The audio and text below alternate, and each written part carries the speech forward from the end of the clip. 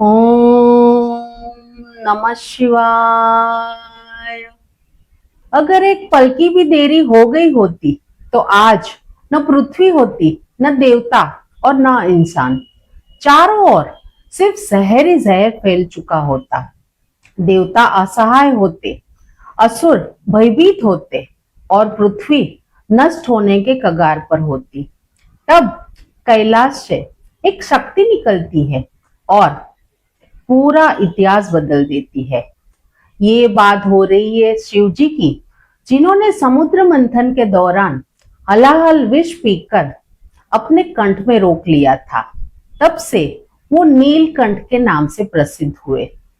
सावन मास शुरू हो चुका है, लोग शिवमय हो गए हैं और शिव भक्ति में लोग शिव मंदिर में जाकर शिवलिंग पर जल और दूध चढ़ाने के लिए लाइनें लगा रहे हैं। लेकिन क्या आप जानते हैं, सावन मास में ही शिवलिंग पर जल और दूध चढ़ाने का विशेष महत्व क्यों है? क्यों सावन महीने में ही शिवलिंग की खास पूजा अर्चना की जाती है? ये जानने के लिए हमें अपनी गाड़ी थोड़ी रिवर्स लेनी पड़ेगी और वो कथा जाननी पड़ेगी कि इसके पीछे कौन सी प्रथा है। नमस्कार दोस्तों, मैं हूं बीना कपाड़िया। आपका बहुत बहुत स्वागत है मेरे चैनल इनसाइट्स बाय बीना पर।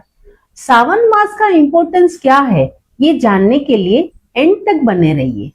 पौराणिक कथा के अनुसार दुर्वासा ऋषि ने राजा इंद्रदेव को एक दिव्य फूलमाला दी थी, जिससे इंद्रदेव ने इतना इंपॉर्टेंस नहीं दिया था। इससे क्रोधित होकर दुर्वासा ऋषि ने इंद्रदेव सहित सभी देवताओं को श्राप दे दिया और वो श्रीहीन और शक्तिहीन हो गए। उनकी शक्तियां कम होने लगी और असुर तीनों लोक पर अपना अधिकार जताने लगे। देवताओं युद्ध में भी असुरों से हारने लगे। सभी देवता भगवान विष्णु के पास गए और उनसे प्रार्थना की कि इससे निकलने का कोई हल बताए।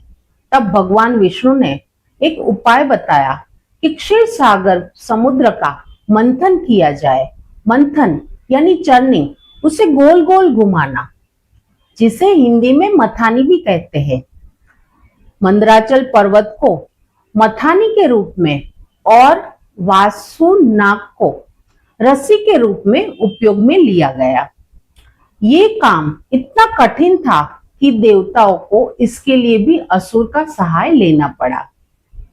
ऐसा कहा जाता है कि इस प्रक्रिया के दौरान पर्वत खुद समुद्र में डूबने लगा था।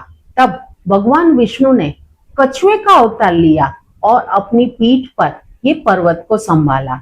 ऐसा कहा जाता है कि समुद्र मंथन के अंत में अमृत निकलेगा, जिसे देवताओं को धारण करना है, जिससे उनकी शक्ति वापस लौट आएगी। समुद्र मंथन के दौरान 14 रत्न निकले। कौन कौन से ये रत्न थे, चलिए जानते हैं। समुद्र मंथन में सबसे पहले हलाहल विष निकला। इसका प्रभाव इतना गहरा था कि पूरी पृथ्वी गर्म होने लगी। तीनों लोक, स्वर्ग, पृथ्वी और पाताल, ये गर्मी से नष्ट होने लगे। सभी देवता, ऋषिगण और सभी प्राणी इससे भयभीत हो गए, क्योंकि इस हलाल विष को कोई भी संभाल नहीं सकता था। तब सभी देवता भगवान शिव के पास गए और उनको प्रार्थना की। तब भगवान शिव ने वो हलाहल विष पी लिया और उसे अपने कंठ में रोक लिया। उनका कंठ ये विष पीने से गहरे नीले रंग का हो गया। तब से भगवान शिव नीलकंठ के नाम से प्रसिद्ध हुए। क्या आप जानते हैं हलाल विष के अलावा और कौन कौन से 13 रत्न निकले थे? सबसे पहले कामधेनु गाय, उसके बाद उच्च श्रेवा, सफेद उड़ने वाला घोड़ा, ऐरावत, सफेद 4 दांतों वाला हाथी, कौस्तुभ, एक चमकीली मणि, महालक्ष्मी, जिसे धन और समृद्धि की देवी माना जाता है, अप्सरा रंभा, जो अत्यंत सुंदर अप्सरा थी, चंद्रमा, शंख और उसके बाद सारंग धनुष जो भगवान विष्णु ने धारण किया हुआ है, वारुणी देवी जो शराब की देवी मानी जाती है, धन्वंतरी जिसे आयुर्वेद के देवता माने जाते हैं, वो अंत में अमृत लेकर प्रकट हुए थे। ऐसा कहा जाता है कि समुद्र मंथन की प्रक्रिया सतयुग में हुई थी, लेकिन ऐतिहासिक और वैज्ञानिक रूप से उसका निश्चित कोई वर्ष उपलब्ध नहीं है। लेकिन भागवत पुराण, महाभारत और विष्णु पुराण में ये कथा वर्णित है। ऐसा कहा जाता है कि हलाल विष पीने के बाद शिव जी का शरीर अत्यंत गर्म हो चुका था। तभी सभी देवताओं ने शिव जी के शरीर को ठंडा करने के लिए उनको जल अर्पित किया। इसी कारण सावन महीने में शिवलिंग पर जल चढ़ाने की प्रथा है। ऐसा कहा जाता है कि सावन महीने में शिवलिंग पर जल, दूध, धतूरा और भांग अर्पित करने से शिव जी प्रसन्न होते हैं। सावन महीने में खास शिव जी के लिए जप, तप, दान इसका विशेष महत्व है। ऐसा कहा जाता है कि इससे मन की शांति मिलती है और आध्यात्मिक प्रगति होती है।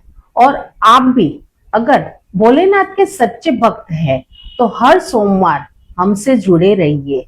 हर सोमवार एक नई कहानी, एक नई कथा आपका इंतजार करेगी। आई होप कि आपको ये वीडियो पसंद आया होगा। अगर आपने अभी तक सब्सक्राइब नहीं किया है तो अभी कर लीजिए। और हाँ, ये वीडियो पसंद आया हो तो लाइक, कमेंट और शेयर करना ना भूलें। हर हर महादेव। नमस्कार।